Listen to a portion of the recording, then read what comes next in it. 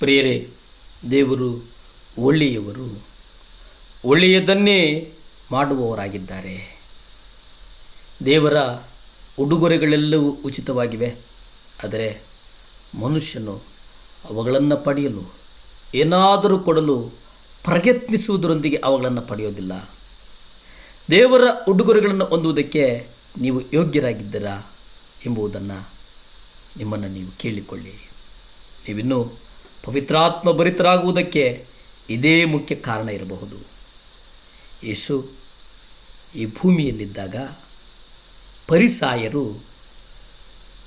ತಾವೇ ಪಾಪ ಕ್ಷಮೆಯನ್ನು ಪಡೆಯಲು ಎಲ್ಲರಿಗಿಂತ ಯೋಗ್ಯವಾಗಿದ್ದರು ಎಂಬುದಾಗಿ ಯೋಚಿಸ್ತಾನೆ. ಆದರೆ ಅವರು ಅದನ್ನು ಪಡೆಯದೆ ನರಕಕ್ಕೆ ಹೋಗ್ತಾರೆ. ಬಹು ಪಾಪಿಯಾಗದಂಥ ಮಗ್ದಲದ ಮರಿಯಾಳು ಪಾಪ ಪರಿಹಾರವನ್ನು ತಕ್ಷಣವೇ ಪಡೆದಳು.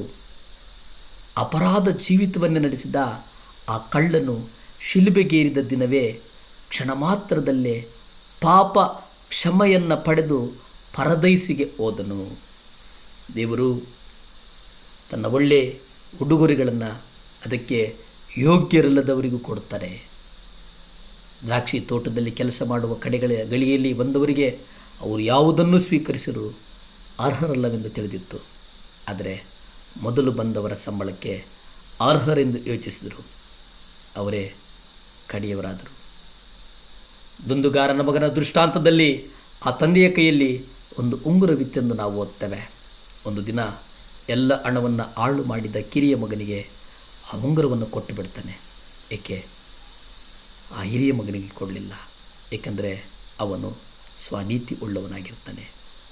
ಮಾನವ ದೃಷ್ಟಿಯಿಂದ ನೋಡುವುದಾದರೆ ಹಿರಿಯ ಮಗನೇ ಆ ಉಂಗುರಕ್ಕೆ ಯೋಗ್ಯನು. ಆದರೆ ಆ ತಂದೆ ತನ್ನ ಕಿರಿಯ ಮಗನಿಗೆ ಕೊಟ್ಟು ಬಿಡ್ತಾನೆ. ಅದು ದೇವರ ಮಾರ್ಗ.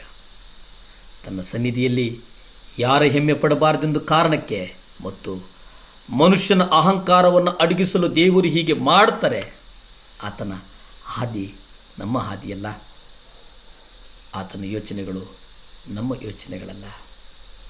ದೇವರ ದಯೆ ನಿಮ್ಮನ್ನು ಸಹ ಪಶ್ಚಾತ್ತಾಪಕ್ಕೆ ನಡೆಸಲಿ. ಆತನು ಒಳ್ಳೆಯತನದ ದುರ್ಲಭ ಮಾಡಿಕೊಳ್ಳಬಾರದು. ದೇವರು ಹಲವಾರು ವಿಧಗಳಲ್ಲಿ ದಯಾವಂತರಾಗಿದ್ದರೆ ಅವರು ದಯ ತೋರಿದ ತಕ್ಷಣ ನಮ್ಮ ವಿಷಯಗಳಲ್ಲಿ ಸಂತೋಷವಾಗಿದ್ದಾರೆಂದು ನಾವು ಪರಿಗಣಿಸಬಾರದು. ಎಲ್ಲ ಮನುಷ್ಯರಿಗೂ ದಯಾವಂತನು. ದಯೆಯು ಕೇವಲ ನಮ್ಮನ್ನು ಪಶ್ಚಾತ್ತಾಪಕ್ಕೆ ನಡೆಸುವುದಕ್ಕೋಸ್ಕರವಾಗಿದೆ. ನಾವು ಯಾರದೋ ಕಪಟವಿಲ್ಲದೆ ಅವರ ಕಡೆಗೆ ತಿರುಗಿಕೊಂಡರೆ ನಮ್ಮ ಕೈಯಲ್ಲೂ ಕೂಡ ಅವರ ಉಂಗುರವನ್ನು ತೊಡಿಸ್ತಾರೆ. ಮತ್ತಾಯ 9ನೇ ಅಧ್ಯಾಯ 12ರಲ್ಲಿ ನೀವು ನೋಡಿ. ಆದರೆ ಯೇಸು ಅದನ್ನು ಕೇಳಿ ಅವರಿಗೆ, ಕ್ಷೇಮದಿಂದಿರುವವರಿಗೆ ಅಲ್ಲ, ಆದರೆ ಕ್ಷೇಮವಿಲ್ಲದವರಿಗೆ ವೈದ್ಯನು ಬೇಕು. ಒಮ್ಮೆ ಯೇಸು ಫರಿಸಾಯರನ್ನು ಕಂಡು ಈ ಮಾತನ್ನು ಹೇಳ್ತಾನೆ, ಕ್ಷೇಮದಿಂದಿರುವವರಿಗೆ ವೈದ್ಯನ ಅಗತ್ಯವಿಲ್ಲ. ಅಣಕು ಮಾತನ್ನು ಪ್ರೀತಿಯಿಂದ ಅವರನ್ನು ಎಚ್ಚರಿಸಲು ಹೇಳ್ತಾನೆ. ಯೇಸು ಯಾರು ತಮ್ಮನ್ನು ತಾವೇ ನೀತಿವಂತರೆಂದುಕೊಳ್ತಾರೋ ಅಂಥವರನ್ನು ಕರೆಯಲು ಬರಲಿಲ್ಲ. ಯಾರು ತಾವು ಪಾಪಿಗಳೆಂದು ಒಪ್ಪಿಕೊಳ್ಳುತ್ತಾರೋ ಅಂಥವರಿಗಾಗಿ ಇಂದು ಹಲವರು ಆ ಫರಿಸಾಯರ ಹಾಗೆ ಕಪಟತನ, ಅಹಂಕಾರ, ಸ್ವನೀತಿ, ರೋಗಿ ಅರಿಯದೇ ಇರುವುದು ಸಾಧ್ಯ. ಹಾಗಾಗಿ ಈ ರೋಗಗಳು ನಿಮ್ಮನ್ನು ಸಂಪೂರ್ಣವಾಗಿ ಹಾಳು ಮಾಡಿಬಿಡ್ತವೆ. ಆದರೆ ನಿಜವಾಗಿ ನೀವು ಅವರಿಗಿಂತ ಗಂಭೀರವಾಗಿ ಯೋಚಿಸಬೇಕಾಗಿದೆ. ದೇವರು ತನ್ನ ಜೀವಶಕ್ತಿ ಅಧಿಕಾರಿಗಳನ್ನು ನಮಗೆ ಕೊಡಬಯಸ್ತಾನೆ. ಆದ್ದರಿಂದ ನಾವು ಪೂರ್ಣವಾಗಿ ಮುರಿಯುವವರಿಗೆ ಪದೇ ಪದೇ ಸೋಲುವಂತೆ ಅನುಮತಿಸ್ತೇವೆ. ದೇವರು ನಮ್ಮನ್ನು ಆಶೀರ್ವದಿಸ್ತಾನೆ. ಭೂಮಿ ಆಕಾಶಗಳನ್ನು ಉಂಟು ಮಾಡಿದಂಥ ಸರ್ವಶಕ್ತನಾದಂಥ ದೇವರ ಸ್ತೋತ್ರ ಸ್ವಾಮಿ. ಅಪ್ಪ, ನಿಮ್ಮ ಆಶ್ರಯ ಬೇಕಾಗಿದೆ ಸ್ವಾಮಿ. ಯೇಸುವೇ, ಕನಿಕರದಿಂದ ನಮ್ಮನ್ನು ನಡೆಸು ಸ್ವಾಮಿ. ನಮ್ಮ ಕುಟುಂಬಗಳನ್ನು ಆಶೀರ್ವದಿಸು, ನಮ್ಮ ಮಕ್ಕಳನ್ನು ಆಶೀರ್ವದಿಸು, ನಮ್ಮ ಕೆಲಸಗಳನ್ನು ಆಶೀರ್ವದಿಸು ಸ್ವಾಮಿ. ದೇವರೇ, ನಮ್ಮ ಕೈಗಳನ್ನು ಆಶೀರ್ವದಿಸಪ್ಪ.